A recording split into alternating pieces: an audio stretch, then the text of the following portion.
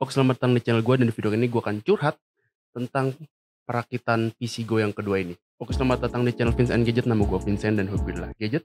Jadi udah tau lah kenapa nama channelnya Vince and Gadget. Kita langsung ke curhatan guanya aja. Jadi ini curhatannya akan sangat panjang dan b-rollnya akan sangat sedikit karena pada proses perakitan sangat banyak banget masalah-masalah yang muncul. Sampai gue stres buat mikir mau syuting aja, nge-shoot b-rollnya itu yang tadinya niat lama-lama udah nggak niat, yang penting PC gue bisa nyala dulu. Jadi kita langsung mulai aja. Oke, jadi buat yang belum tahu, rakitan PC pertama gue tuh ada yang di sini. Itu gue rakit kalau nggak salah awal 2019 ya, awal 2019 apa awal 2018 gitu. Itu baru jadi Januari, kalau nggak salah sih jadinya pas Februari. Dan itu memakan proses 6 bulan namanya gue buat ngerakit. Motherboardnya B350 Ryzen ya, AMD. CPU-nya adalah Ryzen 5 2600 aja, jadi yang versi non X-nya dan generasi kedua. Itu gue rakit untuk size full ATX. Terus waktu berjalan, gue udah ketertarikan untuk merubah rakitan gue menjadi ITX. Jadi dari full ATX menjadi ITX ITX. Waktu itu gue akhirnya ngebeli, rencana gue adalah daripada ngerakit PC baru, gue mending pindahan aja. Cukup untuk merubahnya, tinggal beli motherboard dan beli motherboard yang ITX biar muat ke casing ITX, dan beli casing ITX juga. Casing yang gue pilih itu adalah Silverstone Sugo SG13, udah tau lah ya, pasti itu casing ITX yang paling booming, yang masih murah meriah dan ukurannya juga kecil banget, compact banget.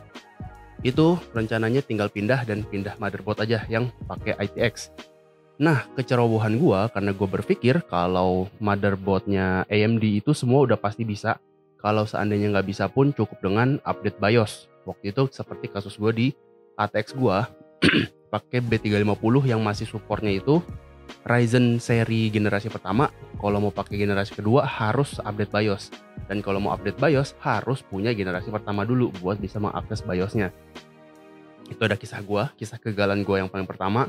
Dan gue pikir oke lah, itu udah berlalu, jadi nggak akan terjadi lagi. Gue untuk future proofing akhirnya gue ngebeli motherboard dari ASRock ITX AM B550 dari B350 dan pakai Ryzen CPU 2600. Dan udah lengkap, gue bikin deh tuh footage syuting nih, gue kasih tunjukin deh hasil syutingnya, udah rapi-rapi. Pas tinggal terakhir, biasa moment of truth, orang paling deg-degan rakit PC pasti ada di momen ini. Pencet nyala ternyata nyala semua kipas dan lain-lain, tapi selalu black screennya sampai lama banget gue tungguin, mati nyala, tetap nggak bisa, tetap black screen. Gue nyerah, gue coba ke tukang PC gue tanya, gimana bisa nggak? Ternyata kalau dicek kembali beberapa motherboard itu ada yang khususnya untuk chipset B550 ya, tidak mensupport yang predecessornya ataupun yang kata lainnya adalah versi zaman dulunya. Jadi si Ryzen B550 motherboardnya cuman support di Ryzen seri 3 atau seri 5 yang seri kedepannya dengan proses update BIOS. Tapi kalau standarnya dia support minimal versi 3. Sedangkan Ryzen 5 gue adalah Ryzen seri 2. Dan itu jadi nggak bisa nyala. Oke, jadi gue kayak cukup, ya udahlah, gimana ya? Sementara balik deh ke ITX dulu. Nanti gue mesti beli CPU-nya buat bisa ngupdate jadi pakai ITX dengan motherboard B550-nya. Pikir-pikir kalau mau versi 3000 pakainya juga agak Ryzen 5 ke Ryzen 5 lagi tuh kayak nggak future proofing ya, kayak lo nggak nambah apa-apa. Karena sayang, jadi gue nungguin aja biar bisa beli Ryzen 7 3700X seri 3 dan Ryzen 7. Karena harganya cukup lumayan ya, jadi pas motherboard gue udah beli cukup budget, harganya 2,4, terus beli casing 700 ribuan, mau beli CPU tuh 4,5 juta. Itu waktu itu gue di pertengahan 2020. Nanti dulu deh, tahan. Akhirnya ke time skip lah sampai ke tahun 2022. Jadi hampir 2 tahun gue ngebiarin casing ITX itu nggak bisa kepake. Dan kalau mungkin ada yang sadar, beberapa konten YouTube gue yang belakang-belakangan ini ada speaker stand yang cukup tinggi, yang bentukan speakernya agak dongak tinggi. Terus kalau sempat juga gue naruh casing ITX gue di meja. Sebenarnya itu casing kosong, belum ada isinya, karena gue memang bikin stand itu khusus untuk si ITX itu, bisa taruh di atas meja dan bisa juga taruh audio interface di atasnya, jadi bener-bener pas di atas speaker itu. Dengan setup kondisinya itu adalah pakai Silverstone Sugo. Akhirnya karena kebetulan gue lagi dapat rezeki juga, gue langsung ngebeli aja deh tuh Ryzen 7 3700X, dan pikir gue karena sayang nih udah kebeli 2 CPU, 2 motherboard, dan 2 casing, ya gue ujungnya ngeplan buat ngebikin PC baru aja. Jadi PC lama gue akan tetap hidup, nggak dikanibalin. Cuman karena kondisi VGA masih mahal banget, gue asumsinya gue beli pakai VGA lama dulu sampai harga VGA yang baru turun, gue baru ganti yang baru, yang lama balik ke yang lama. Seperti itu skenario nya. Pas udah beli rakit, ceklak, tetap black screen. Itu gue tetap bingung lagi, black screennya kenapa. Pas coba lagi ternyata VGA-nya yang tiba-tiba rusak. Padahal sebelumnya gue pakai di ATX gue yang full size-nya gue nggak ada masalah. Tiba-tiba memang rusak karena memang di video gue yang sebelumnya, perakitan pertama, gue beli bekas dan ternyata gue kena scam. Itu adalah bekas mining. Jadi mungkin BIOS-nya udah ada kerusakan, udah kerja keras abis-abisan, baru dipakai 1-2 tahun setengah, udah rusak, nggak bisa nyala. Jadi di tengah pandemi yang harga VGA juga masih gila-gilaan, gue terpaksa membeli VGA baru. Yang kalau dibilang suruh pakai spek yang seada-adanya, harganya gue juga belum rela. Karena waktu itu gue beli RX 570 itu harganya 2,4 juta. Dan kalau pengen beli 1650, seinget gue ya 1650, itu 3 juta. Kayak aduh, masa turun, ya nggak turun spek lah ya, spek sesama-samanya sih, kan rencananya mau upgrade. Dan upgrade gue adalah tujuannya memang untuk video editing. Karena memang kebetulan dengan budget segitu, harganya nyangkut-nyangkut antara kanan dan kiri, endingnya gue pilih Nvidia RTX, nggak tahu RTX apa nggak, Nvidia Quadro, istilah Quadro sekarang kayaknya udah nggak dipakai, jadi pakai Nvidia T1000 yang varian 4 GB.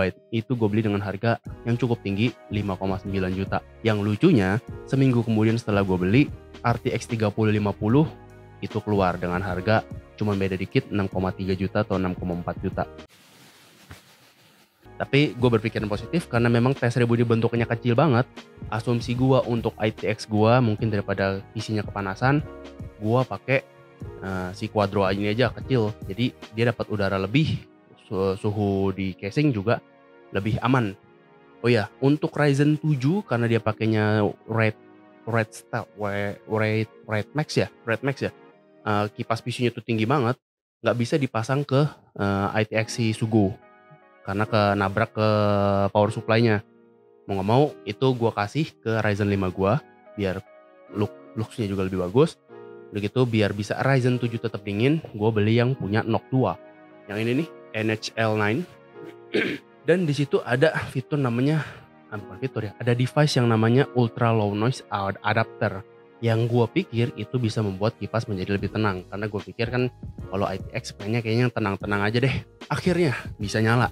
Akhirnya Sugo gue bisa nyala dengan kondisi speknya ini gue taruh Ryzen 3700X pakai kipas NHL9 yang AM4, terus pakai VGA-nya tadi apa T1000.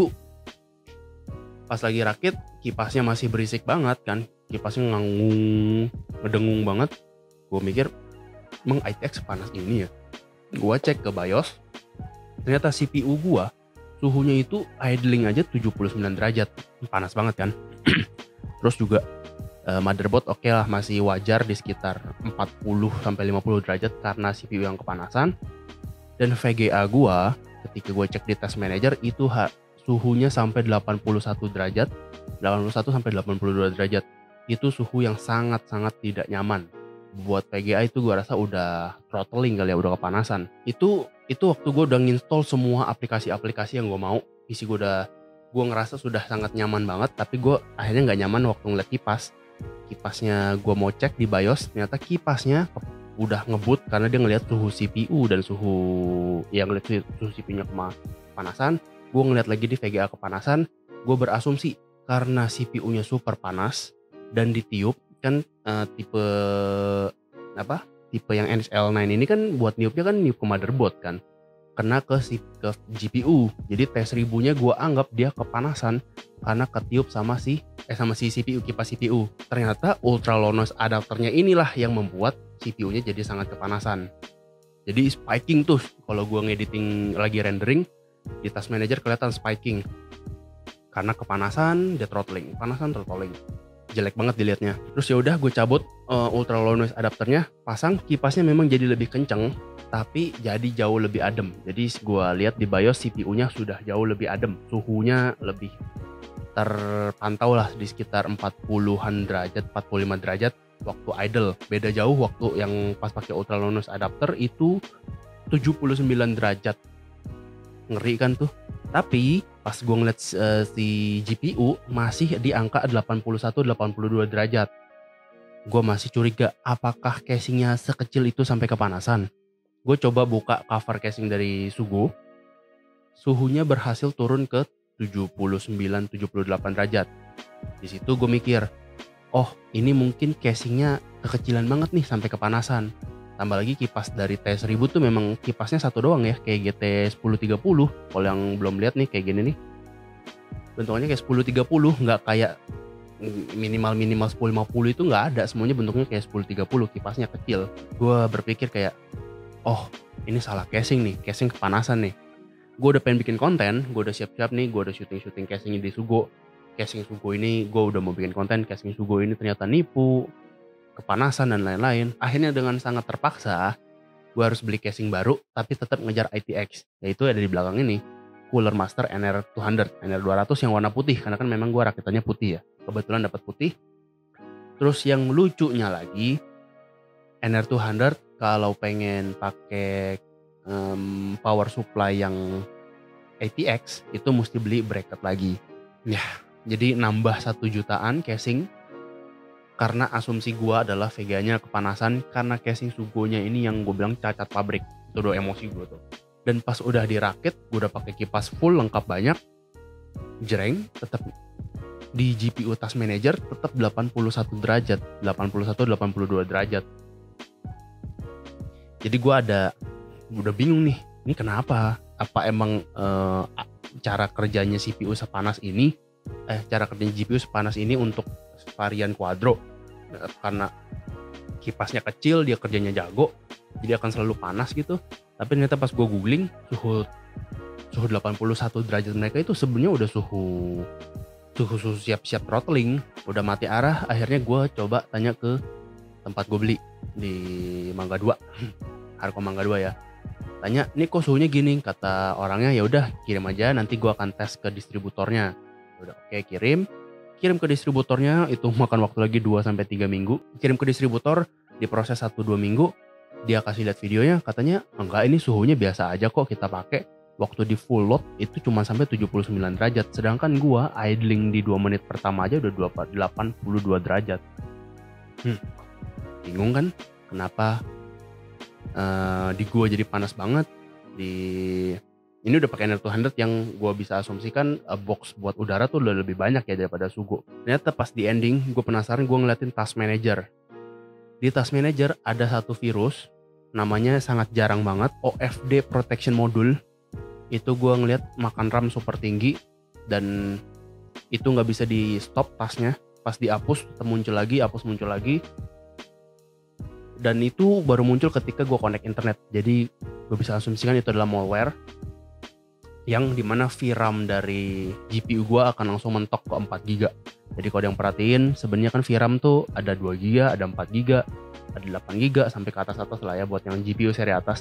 Gue ini baru start udah langsung 4GB, udah mentok sekitar 3,8GBan lah kepakainya.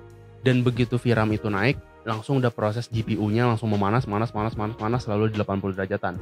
Gue pernah tes, nggak nyalain internet dulu, nggak nyalain wifi, ngapus virusnya bisa. Habis itu ternyata gue pakai buat kerja bagus, suhunya bekerja di suhu normal 39 derajat, 40 derajat dan lain-lain. Tapi begitunya gue mau googling, gue harus connect wifi, tiba-tiba malware itu muncul lagi dan akan selalu seperti itu. Begitu connect wifi, malware itu muncul lagi, suhu langsung naik ke 80 derajat lagi. Dan itu adalah malware yang akhirnya gak bisa gue selesaikan, harus mau gak mau dihapus. Gimana cara ngehapusnya? Mau nggak mau di reset. Jadi ini di reset, ya untungnya masih baru ya. Jadi di reset tuh nggak terlalu banyak yang hilang. Walaupun software lumayan ada harus install lagi, makan wifi dan lain-lain. Hapus, nyala lagi, udah bersih. Gua rasa udah aman. Ternyata pas lagi, cuman kan masih parno ya, parno. Gue jalan terus, kerjain terus, internetnya lambat, putus nyambung. Setiap mau ngedownload pasti fail.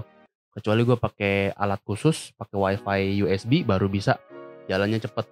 Terus gue karena isu lagi, gue ngebuka task manager lagi, ngeliat lagi di task ada namanya anti malware executable bla bla bla lah. Itu juga makan RAM tinggi banget sampai setengah giga atau enggak sekitar 600 megabyte. Di situ gue langsung udah punya parnonya gue sendiri. Gue mencoba menghapus lagi, gue ngikutin YouTube yang caranya ternyata itu sesat. Yang gue takut banget itu akhirnya kayaknya ngerubah sesuatu di belakang PC gue. Dengan berat hati gue secara mau gak mau harus nge-install ulang lagi. Jadi total gue nge-install ulang lagi sebanyak 2 kali. Terus juga casingnya ini babi bu bebonya banyak. Dan ternyata anti malware service executable itu bukan virus. Itu bukan virus, itu memang benar dari Windows yang ngasih dan memang dia makan RAM-nya gede.